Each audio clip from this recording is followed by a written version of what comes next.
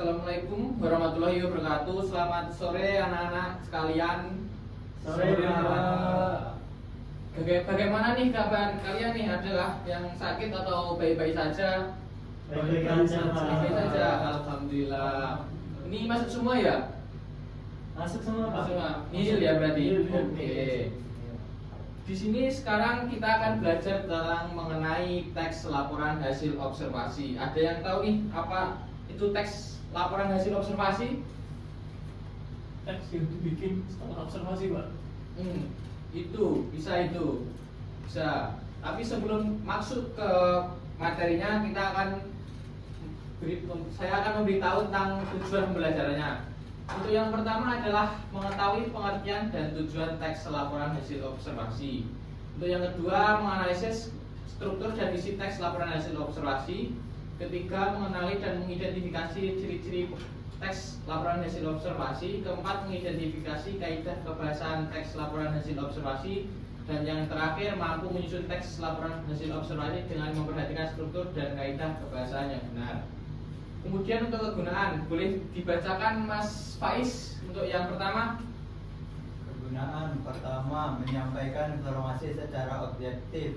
Teks ini berguna untuk menyampaikan informasi berdasarkan pengamatan nyata, sehingga membantu orang lain memahami suatu objek, peristiwa, atau fenomena secara akurat dan faktual.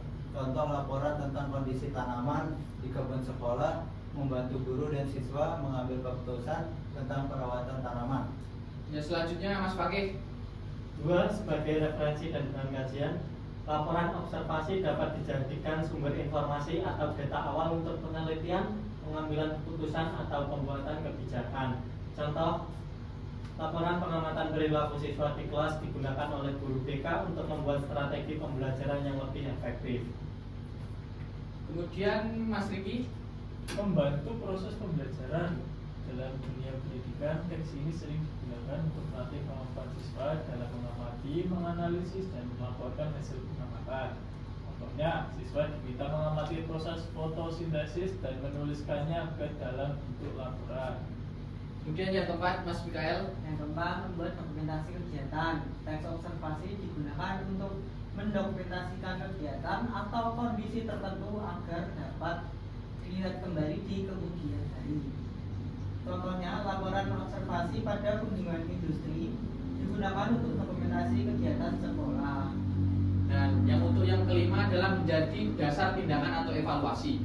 Teks observasi dapat dijadikan dasar untuk melakukan evaluasi atau tindak lanjut atas suatu kondisi. Contohnya, laporan observasi kebersihan lingkungan kantor bisa menjadi dasar untuk meningkatkan program kebersihan. Kemudian pengertian teks laporan hasil observasi.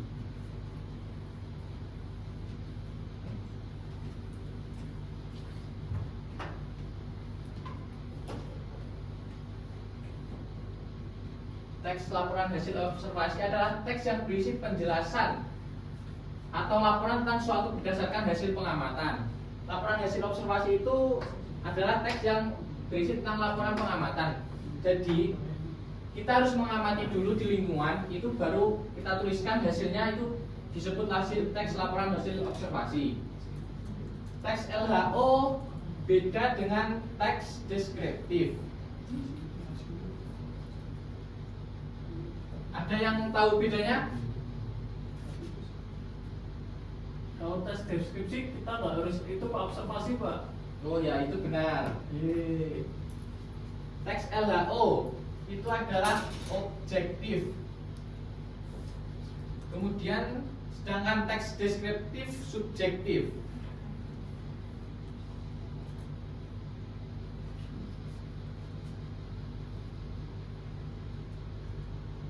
Teks LHO memberikan tujuan utama teks ini adalah untuk memberikan informasi yang faktual, rinci, dan objektif tentang objek yang diamati, baik itu benda, hewan, tumbuhan, manusia, atau fenomena tertentu di lingkungan sekitar. Kemudian struktur.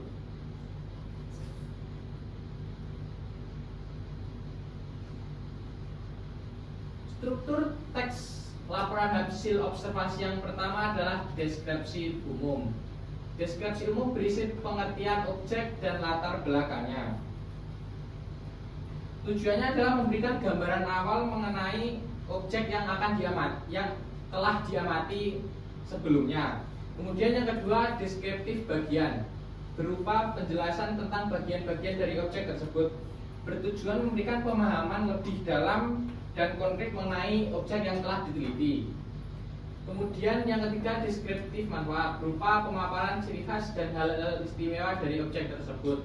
Itu juga bisa berupa manfaat dari teks dari penelitian yang sudah dilakukan. Selanjutnya kita akan membahas ciri-ciri teks laporan hasil observasi. Boleh dibacakan Mas Michael untuk yang pertama? Yang pertama, objektif. Teks disajikan sesuai fakta tanpa pendapat pribadi dan bersifat netral. Yang kedua, berdasarkan fakta.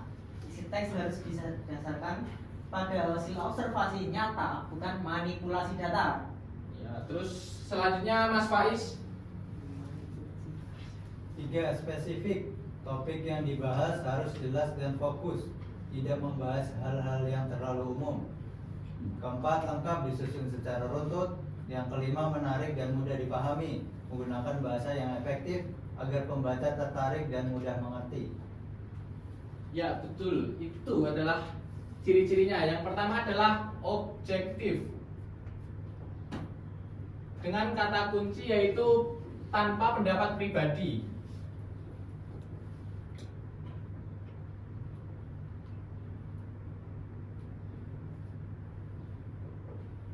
Kemudian berdasarkan fakta, yaitu dengan kata kunci observasi nyata, bukan manipulasi data. Kemudian spesifik tidak membahas hal yang terlalu umum, sangat kompleks dan harus mengerucut satu hal.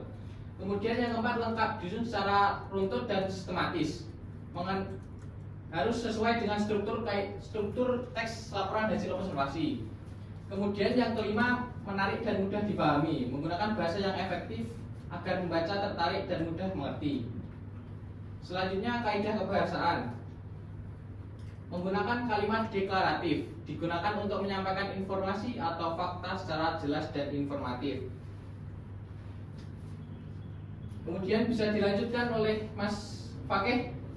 Yang kedua, 2. Menggunakan kata benda atau nomina untuk menyebutkan objek yang diamati seperti tumbuhan, hewan, atau bahan kimia. Yang ketiga, Mas Faiz. Menggunakan kata keterangan atau adverbial, menjelaskan waktu, tempat, atau cara pengamatan dilakukan misalnya di pagi hari atau secara bertahap. Kemudian yang keempat, tolong Mas Riki. Menggunakan kalimat kompleks, kalimat yang memiliki lebih dari satu struktur atau klausa agar penjelasan lebih rinci. Kemudian Mas Michael. Menggunakan istilah teknis, istilah yang sesuai dengan bidang objek yang diamati, seperti ekosistem, zat aditif, dan lain-lain. Dan yang terakhir adalah menggunakan konjungsi atau kata hubung, yaitu digunakan untuk menghubungkan antar kalimat atau paragraf, misalnya seperti selain itu, kemudian, dan namun. Sampai sini apakah sudah jelas atau ada yang ditanyakan? Jelas, Pak. Jelas. Oke, kita lanjut ke selanjutnya, yaitu langkah menulis teks laporan hasil observasi. Yang pertama adalah menentukan tujuan penulisan. Langkah pertama adalah memahami apa tujuan penulisan teks tersebut. Tujuan ini bisa bermacam-macam, seperti mendeskripsikan objek secara ilmiah, mendeskripsikan hewan, tumbuhan, ataupun yang lain. Kemudian menentukan topik dan jenis teks.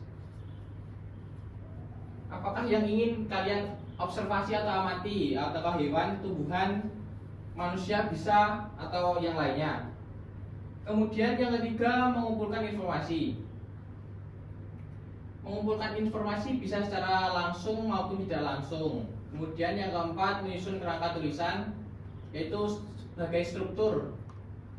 Itu disusun strukturnya ada 3 tadi, disusun secara runtut dan jelas. Kemudian mengembangkan kerangka teks menjadi teks, yaitu mengembangkan tadi strukturnya 3 tadi. Kemudian memperhatikan kaidah kebahasaan, merevisi dan menyuting teks, dan yang terakhir menyajikan teks. Ini adalah contoh teks laporan hasil observasi. Untuk bagian pernyataan umum bisa dibacakan Mas Fakih. Pernyataan umum. Lidah buaya sering dijadikan tanaman hias dan banyak tumbuh di daerah tropis dengan tanah yang gembur. Tanaman ini juga digunakan sebagai bahan baku dalam industri obat dan kosmetik. Kemudian dilanjutkan Mas Riki.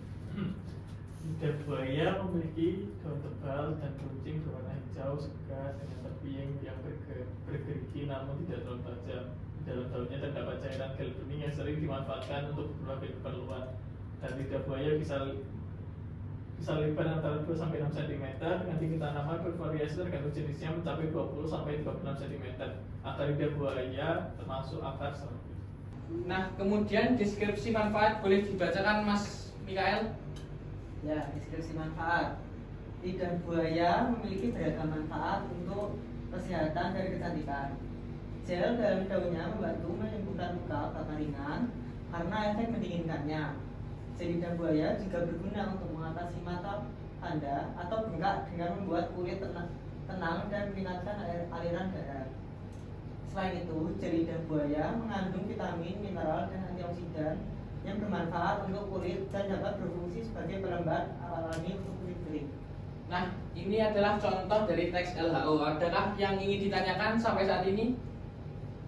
Atau sudah paham? Paham, Pak. Paham, Pak. Paham. Wah, pintar sekali nih murid-murid. Alhamdulillah. Kemudian untuk penugasannya saya bikin kelompok. Di sini ada 4 anggota ya, Iya. 4 orang. Jadi 2 kelompok. Ini untuk kelompok pertama dan ini untuk kelompok kedua. Waduh, mantap sekali, Pak.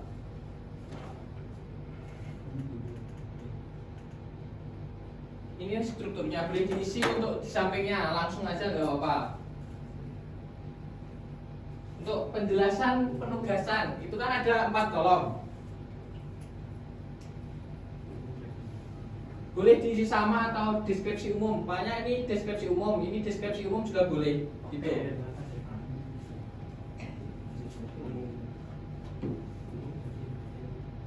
Waktunya berapa menit nih kira-kira mintanya? 5 menit. Cukup, Pak. Oke.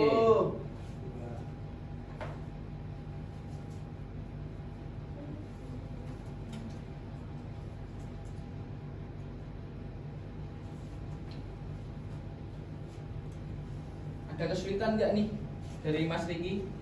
Enggak ada, Pak. Nggak ada. Mudah ya? Mudah sekali, Pak. Bentar, kamu Mas Riki. Ini Mas Faiz. Aman Pak, aman. Mudah, Pak. Mudah. Mudah-mudahan. Mudah-mudahan bisa. Mudah-mudahan bisa.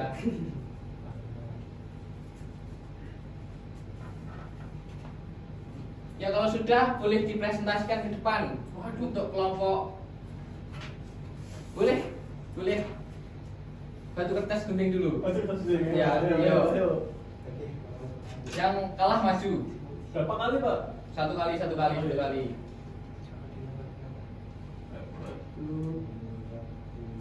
Nah, ayo Mas Faiz baca di depan. Di sini boleh Pak. Enggak boleh, Nggak boleh maju. dari depan, ayo. Baik, jadi dari teks tadi paragraf pertama itu Boleh bisa dibaca? baca Pak. Ya. Kebenaran Pak. Ya. Pupuk organik adalah hasil rekayasa pertanian. Pupuk ini berasal dari tanaman atau hewan yang telah melalui proses rekayasa. Teknologi pupuk organik ini telah berkembang pesat. Pupuk organik penting karena pemakaian pupuk kimia banyak menimbulkan masalah. Sebagai contoh, pupuk kimia dapat menyebabkan rusaknya ekosistem, hilangnya kesuburan tanah, masalah kesehatan, hingga masalah ketergantungan petani terhadap pupuk. Lanjut. Pupuk organik memiliki beberapa jenis dan varian. Strukturnya jangan lupa dibaca ya. Itu bagian apa gitu. Oke Pak, jadi paragraf tadi yang pertama itu deskripsi umum dari diskusi kami Pak. Ya. Terus yang paragraf kedua, pupuk organik memiliki berbagai jenis dan varian berdasarkan bahan baku, metode pembuatan dan wujudnya. Dilihat dari bahan baku, pupuk organik dapat berasal dari kotoran hewan, hijauan atau campuran keduanya. Berdasarkan metode pembuatannya, terdapat beberapa jenis pupuk organik. yaitu kompos, aerob, dan bokasi.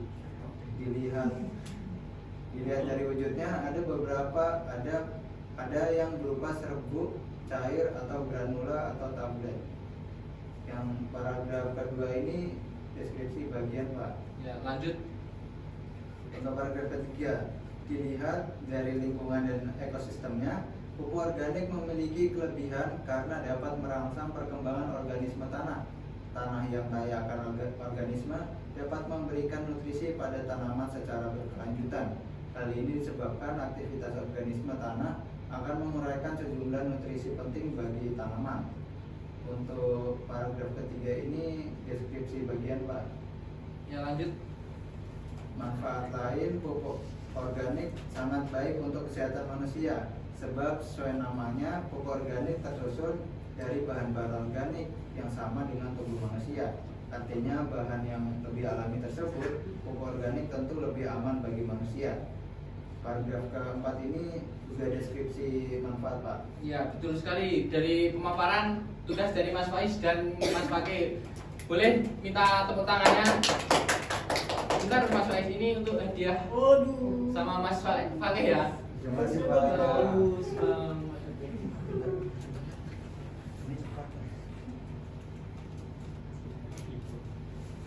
Untuk materi kali ini apakah ada yang ingin ditanyakan kembali atau sudah paham? Paham Pak? Paham. Paham. Kalau paham, coba simpulkan apa yang kita pelajari pada sore hari ini. Tolong dijelaskan.